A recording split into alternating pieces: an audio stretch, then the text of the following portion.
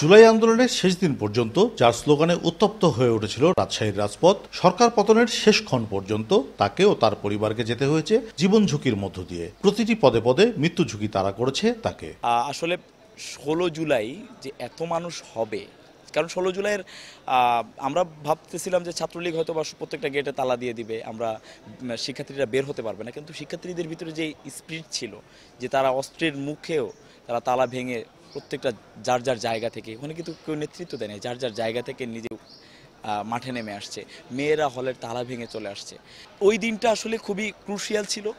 আর যদি বলি ব্যক্তিগত জায়গা থেকে, সেটা হলো যে এই আন্দোলনকে থামানোর জন্য আমার আব্বু আম্মুকে 6 দিন জিম্মি করে রাখা হয়েছিল।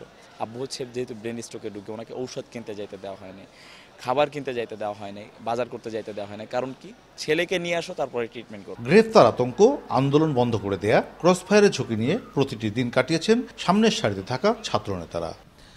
তো আন্দোলনের শুরুতে কোটা আন্দোলন একটা পর্যায়ে ছিল, কিন্তু যখন 15 জুলাই নেমে আসে ঢাকা ইউনিভার্সিটি যখন একটা মেসাকার চালানো হয়, এরপরেই তো আমরা রাজশাহী ইউনিভার্সিটিতে 16 জুলাই সর্বপ্রথম ছাত্রলীগকে ক্যাম্পাস থেকে বিতাড়িত করি।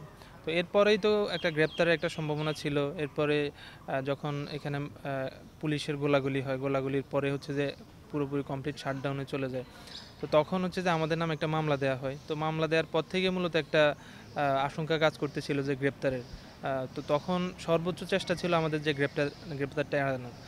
বাবা মা আতঙ্কে থাকতো, মানে যে কোনো সময় গুম হয়ে যাচ্ছে, পুলিশ ধরে নিয়ে যাচ্ছে, হয়তো পরের দিন জানা যাচ্ছে, এরকম একটা আতঙ্ক ছিল। আর আমরা সবসময় মিডিয়ার সাথে একটা যোগাযোগ রাখতাম। সবসময় আন্দোলনে শিক্ষার্থীদের পাশে থাকা শিক্ষকরা জানিয়েছেন, ঝুঁকি ছিল জেনেই মাঠে নেমেছিলেন তারা। সন্তানদের আকুতি, পরিবারের বাধা নিষেধ অধিকাংশ সময় উপেক্ষা করেছেন। শিক্ষার্থীদের নিরাপত্তা বিবেচনায় কোনো কিছুকেই তোয়াক্কা করেননি।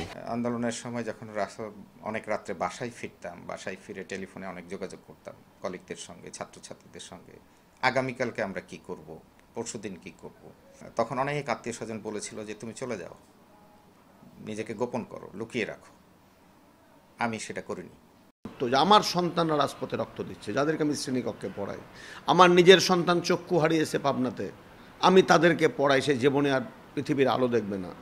এই বিষয়গুলোতে আমাকে উদ্দীপ্ত করত এই প্রত্যেক দিন এই কাজলা, এই বিশ্ববিদ্যালয়, এই আমাদের যে রাজশাহী রাজপথ, প্রত্যেকটি আন্দোলন সংগ্রামে যেতাম এবং ছাত্র বন্ধুরা যে কথাগুলো বলতো একেবারেই সুবোধ বালকের মতো, তাদের মতো করে লাল পতাকা বাঁধা, ফ্ল্যাগ হাতে নেওয়া, প্রত্যেকটি কর্মসূচিতে অংশগ্রহণ করতাম।